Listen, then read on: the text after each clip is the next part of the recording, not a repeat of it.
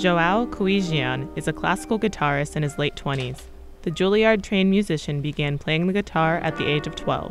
He had dreams of playing in a rock band. Actually, I started off with the electric guitar. But then, my father was always a big fan of bossa nova, of Brazilian popular music.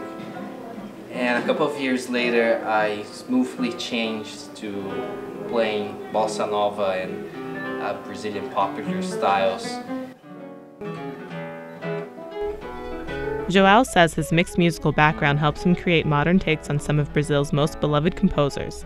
His performance showcases this fusion.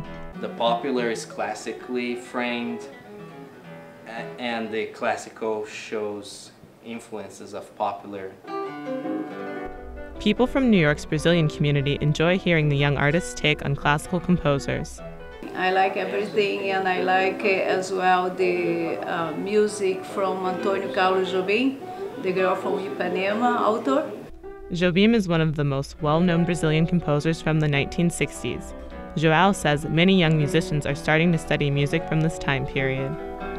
For a little over an hour, New Yorkers were transported to Rio de Janeiro.